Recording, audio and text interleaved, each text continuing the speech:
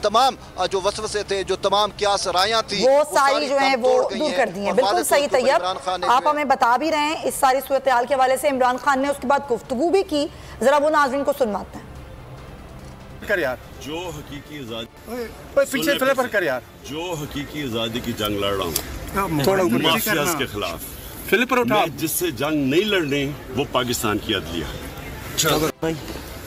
पीछे फ्ले पर कर यार, जो हकीकी आजादी की जंग लड़ रहा हूँ थोड़ा माफियाज के खिलाफ, फ्ले पर उठा, जिससे जंग नहीं लड़नी वो पाकिस्तान की अदलिया।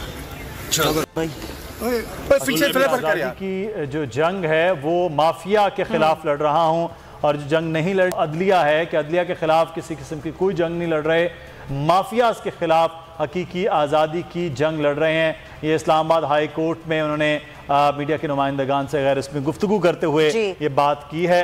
और हम कानूनी तकाज़ों के हवाले से जो बात कर रहे हैं वो बात करते हैं। फिर समी साहब से कुछ खबरें सामने आ रही हैं, उस पर बड़ी एक इम्पॉर्टेंट बात आ रही है, वो आप तरजीह लेंगे। लेकिन क्या अब कानूनी मामला होगा, क्या तकाजा होगा हज़रत सदीक साहब कि अब अगली समात जो है उस पर क्या होगा? हल्फनामा होगा, तहरीरी माफ़ी होगी, क्या तरीक़ाकार होगा अब?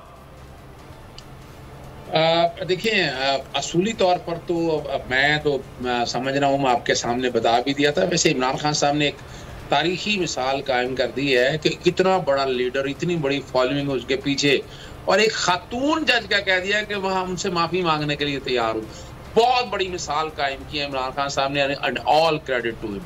अब और आते ही माफ़ी मांग ली, आपके सामने रख दिया। और मैंने बताया भी था कि तौहीन कमाल की बात यह है कि एक बंदे ने जुर्म ना भी किया हो, बड़ापन तो उसका ये है कि वो उसको गवा के माफ़ी मांग ले। ये एक ऐसी मिसाल कायम की है।